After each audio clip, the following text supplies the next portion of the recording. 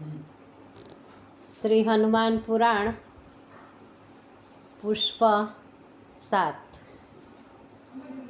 આગલા વિડીયોમાં આપણે શ્રી હનુમાનજીની બાળલીલાઓ વિશે જોઈતું, હજુ પણ એમની બાળલીલાઓ આગળ આજે આ વિડીયોમાં જોવાની છે આપણે। મહાવીરના પંજામાં ફસાયેલો રાહુ શરીરને ઢીલું કરી મહાવીરની પકડમાંથી છટકી ગયો, છૂટીને સીધો પહોંચ્યો સુરેશ્વર ઇન્દ્ર પાસે। ભ્રમર ચઢાવી રોષ વ્યક્ત કરતા તે બોલ્યો, દેવેન્દ્ર, મારી ભૂખ સંતોષવા આપે સૂર્ય અને ચંદ્રને મારા ભક્ષ તરીકે નક્કી કર્યા હતા, પણ આજે જોઈ રહ્યો છું કે એ અધિકાર બીજા કોઈકને દઈ દીધો છે। રાહુની વાત સાંભળીને ઇન્દ્ર તો ખૂબ જ ચીડાયા। એ તો રાહુની વાત માનવા જ તૈયાર ન હતા। રાહુને દબડાવતા બોલ્યા, અલ્યા, તારો મતિભ્રમ થયો હશે। સૂર્યદેવને ગ્રસવા તે કાંઈ બચ્ચાના ખેલ નથી। લોઢાના ચણા ચાવવા કરતાંય કઠિન કામ છે। જા, ફરીથી હિંમત રાખી એકવાર જઈ આવ। તારો અધિકાર નક્કી કર્યા પછી તને રોકવાની આ ત્રિભુવનમાં કોઈની તાકાત નથી। દેવરાજે રાહુનો બરાબર ઉધોડો લીધો હતો, એટલે આગળ કંઈ જ દલીલ કર્યા વિના એ તો બિચારો નીચી મુંડીએ પાછો ફરી ગયો। રાહુને સૂર્યદેવ તરફ ફરીથી આવતો જોઈને મહાવીરને પોતાની ભૂખ યાદ આવી ગઈ। સૂર્યદેવ સાથે રમતે ચડતા ભૂખ ભૂલાઈ ગઈ હતી। હવે રાહુને પોતાની તરફ આવતો જોઈને મોઢામાં પાણી છૂટવા માંડ્યું। વાહ વાહ, આવું સરસ ફળ સામે ચાલીને મારી પાસે આવી રહ્યું છે। ફળ પણ રસથી ખૂબ જ ભરેલું અને સ્વાદિષ્ટ હશે। મહાવીર તો ફરી પાછા રાહુને પકડવા દોડ્યા। આ વખતના આક્રમણથી તો રાહુના છક્કા જ છૂટી ગયા। આર્ત હૃદયે તેણે તો ઇન્દ્રદેવને મદદે બોલાવ્યો।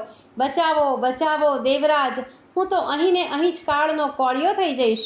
રાહુને દબડાવીને કાઢી મૂક્યા પછી ઇન્દ્રદેવ વિચારમાં પડી ગયા। રાહુની વાતમાં કંઈક સત્યાંશ તો હશે જ।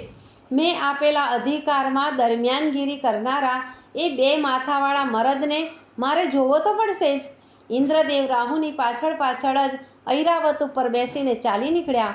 મહાવીરને રાહુ પાછળ વીજળી માફક પીછો પકડતા જોઈ ઇન્દ્રદેવે ઐરાવતને મહાવીર તરફ દોડાવ્યો। રાહુ એમને શરણે આવ્યો હતો। શરણાગતની રક્ષા કરવી એ એમનો ધર્મ હતો, પણ નોય વિલંબ થાય તો રાહુની દુર્દશા દયાજનક બની જાય તેમ હતી। ઐરાવતને પાસે આવતા જોઈ મહાવીરને કુતૂહલ થયું। પહેલાં ફળ કરતાં બીજું ફળ ખૂબ જ સારું છે એમ સમજી રાહુનો પીછો છોડી દઈ મહાવીર ઐરાવત તરફ દોડ્યા। વિદ્યુત ગતિથી પોતાની તરફ આવી રહેલા પ્રલયંકર મહાવીરને જોઈ ઇન્દ્રના મોતિયા મરી ગયા। રાહુની રક્ષા કરવાને બદલે પોતાના જ પ્રાણ બચાવવા માટે હતી એટલી શક્તિ એકઠી કરીને વજ્ર છોડ્યું। વજ્રના પ્રહારથી મહાવીરની ડાબી બાજુની દાઢીનું હાડકું તૂટી ગયું। મહાવીર ઘાયલ થઈને પહાડ પર પટકાઈ પડ્યા। પડતા વેત જ બેહોશ બની ગયા। ભૂમિ પર બેહોશ પડેલા બાળકને ઉઠાવી લઈ વાયુદેવે હૈયાસરસો ચાંપ્યો। પછી પહાડ પર આવેલી એક ગુફામાં તેને લઈ ગયા। પવનદેવ પોતે પુત્રની રક્ષા કરવામાં નિષ્ફળ ગયા। એનો રંજ એમના અંતરને કોરી રહ્યો હતો। પુત્રના વેરનો બદલો સમગ્ર વિશ્વ સામે લેવા પોતાની ગતિ જેમણે બંધ કરી દીધી। વાયુદેવની ગતિ બંધ થઈ જવાથી ત્રણેય લોકમાં હાહાકાર મચી ગયો। વાયુ તો પ્રાણનો પ્રધાન આધાર છે। વાયુને અભાવે સૌના શ્વાસ ગુંગળાવા લાગ્યા। દેવોના ગભરાટનો પાર ન રહ્યો। આ અણધારી આપત્તિ આવી પડવાથી દેવો તો ઇન્દ્રદેવને શરણે ગયા। ઇન્દ્ર એમને શો જવાબ આપે? આ અનર્થનું મૂળ તો એ પોતે જ હતો। ઇન્દ્રની મૂંઝવણનો પાર ન રહ્યો। દેવો હંમેશા પરાવલંબી જ હોય છે। વિલાસમાં રાચનારા લોકો હંમેશા ડરપોક હોય છે। કંઈક વિપત્તિ આવી પડે એટલે એ સૌ દોડે ઇન્દ્રરાજ પાસે। ઇન્દ્રદેવ દોડે બ્રહ્માજી પાસે। બ્રહ્માજી પણ જે પ્રશ્નનો તોડ ન કાઢી શકે તે લઈ જાય મહાદેવજી પાસે। મહાદેવજી મૂંઝાય તો પહોંચે વિષ્ણુ પાસે। ઇન્દ્રને અત્યારે આપત્તિ કાળે બ્રહ્માજી સાંભળી આવ્યા। કટોકટીની પળો વીતી રહી હતી।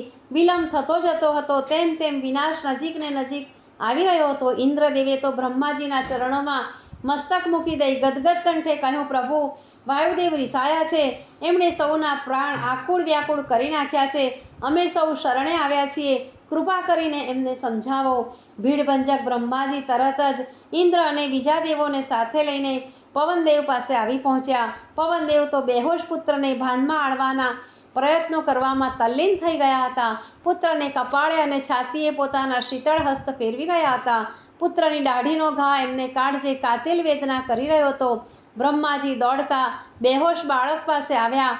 બાળકને છાતી સરસો ચાપી તેને મસ્તકે, કપાળે, છાતીએ, ઘાયલ દાઢીએ અને આખા શરીરે પ્રેમપૂર્વક પંપાળવા લાગ્યા. બ્રહ્માજીના પુનિત સ્પર્શથી બાળકની મૂર્છા તરત જ તો વળી ગઈ. બાળક ઊભો થઈ ગયો. મુખ પર આનંદની આભા ચમકી રહી હતી. પુત્રનું હસતું મોખડું જોઈ પવનદેવનું વદન કમળ પણ ખીલી ઉઠ્યું. તરત જ બંધ કરેલી પવનગતિ ચાલુ કરી દીધી. ત્રણેય લોકમાં રાહતની લાગણી ફેલાઈ ગઈ. ઉંબરે આવેલું મૃત્યુ દ્વારને હાથ અડાડી અલોપ થઈ ગયું. બ્રહ્માજીએ સર્વદેવો સમક્ષ મહાવીરનો પરિચય આપતા કહ્યું, આ બાળક કોઈ સાધારણ બાળક નથી.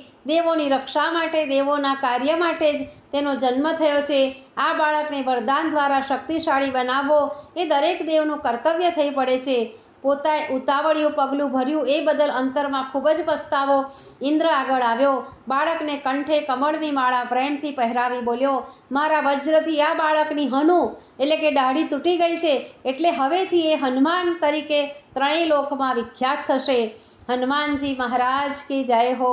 હું વરદાન આપું છું કે ભયંકરમાં ભયંકર વજ્રપાત પણ ક્યારેય એનો વાળ વાંકો કરી શકશે નહીં. મારા વજ્ર કરતાં તેનું શરીર કઠોર થશે. ઇન્દ્રદેવ પછી સૂર્યદેવ આગળ આવ્યા. બાળકને મસ્તકે હેતાળ હાથ ફેરવી બોલ્યા, મારું શતાંશ તેજ હું હનુમાનને આપું છું.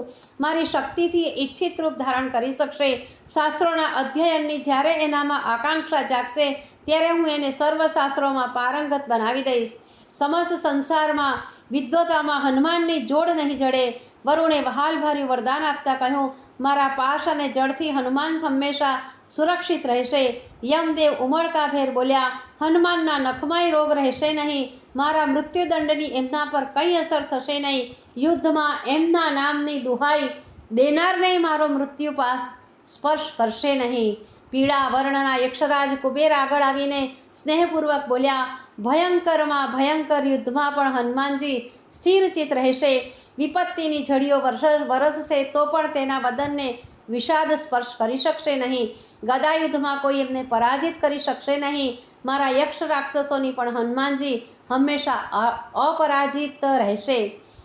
પોતાના જ 11મા અંશમાં બાળક પાસે ભોળાનાથ આવ્યા. એને મસ્તકે પ્રેમાળ હાથ મૂકી બોલ્યા, યુદ્ધમાં કદાચ કોઈ વાર મારી સામે હનુમાનને ઉતરતું પડે તો પણ એ મારાથી તેમજ મારા શસ્ત્રોથી અવધ્ય રહેશે.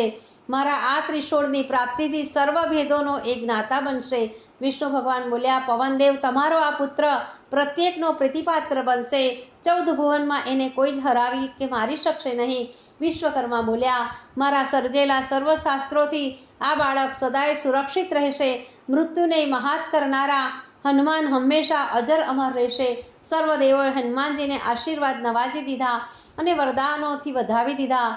એટલે છેલ્લે બ્રહ્માજીએ હનુમાનને ખોળામાં બેસાડી શુભાશીષ પાઠવતા કહ્યું, મારા વહાલા વત્સ, બ્રહ્મશાપ તને ક્યારેય સ્પર્શી શકશે નહીં. ભયંકરમાં ભયંકર આયુધ પણ તારા માટે કોઈ અંગને છેદવા સમર્થ થઈ શકશે નહીં. પછી પવનદેવને પાસે બોલાવી કહ્યું, મરુત, તમારો આ પનોતો પુત્ર શત્રુઓ માટે તો કાળ કરતાંય ભયંકર હશે, મિત્રો માટે અભયદાતા રહેશે. યુદ્ધમાં એને કોઈ જ હરાવી શકશે નહીં. એની યશગાથા ત્રણેય લોકમાં ગવાશે. વધુ લીલા આવતા વિડીયોમાં.